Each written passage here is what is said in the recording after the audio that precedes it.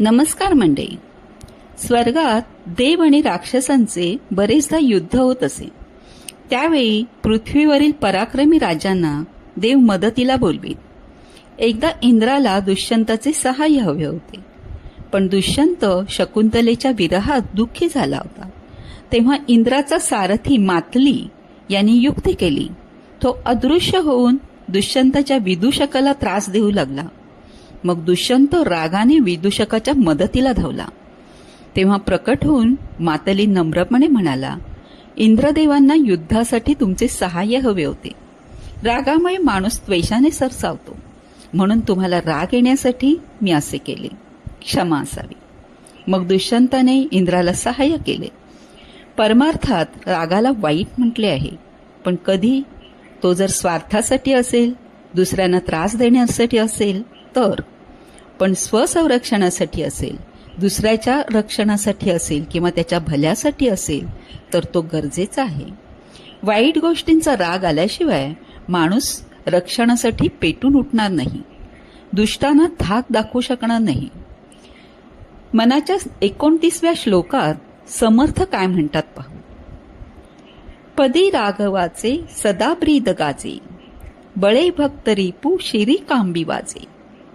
पुरी वाईली सर्व जेणे विमानी, नुपेक्षी कदा रामदासाभिमानी. पदी राघवाचे सदा ब्रीद गाजे, बळे भक्त रिपू शिरी कांबी वाजे.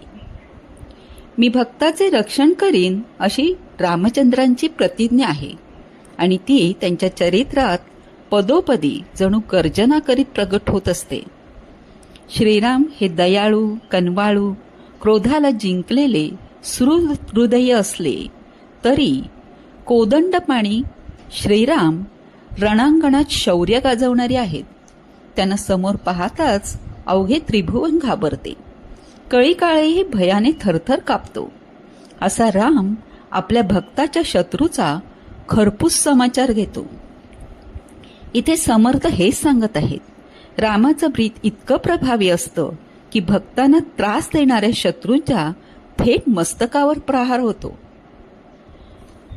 पुरी वाहिली सर्व जेणे विमानी, नुपेक्षी कदा रामदासाभिमानी.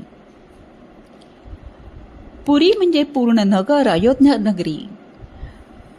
प्रभू रामचंद्रांनी आपल्या अयोध्या नगरीतील सर्व नागरिकांना पुष्पक विमानामध्ये बसवून वैकुंठाला नेले, म्हणजे मोक्षाला नेले. श्री विष्णूंनी जेव्हा रामावतार घेण्याचे ठरविले त्यावेळी स्वर्गातील बरीच मंडळी त्यांच्याबरोबर अयोध्येत आली. त्यांनीही अयोध्येत जन्म घेतला, परमेश्वराच्या लीला पाहण्यासाठी, त्याचा आनंद घेण्यासाठी. आणि अवतार संपवून जेव्हा श्रीराम वैकुंठाला परत निघाले तेव्हा ते सर्वांना पुष्पक विमानातून घेऊन गेले.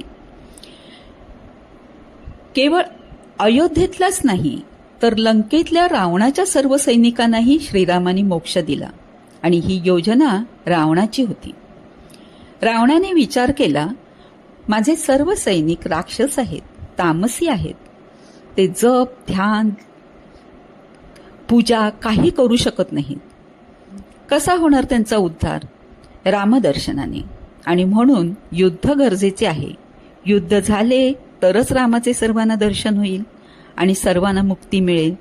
त्यामुळे रामाबरोबरच्या युद्धात हार होणार आहे हे जाणूनही रावणाने माघार घेतली नाही. युद्ध स्वीकारले सैनिकांच्या मोक्षासाठी, आणि सर्व सैनिकांना मोक्ष मिळालाही. हा श्लोक रामाची भक्ताप्रती असलेली माया आणि शक्ती दर्शवतो. दासाभिमानी राम आपल्या भक्ताचा कधीच त्याग करत नाही. बोला, जय जय रामकृष्ण हरी.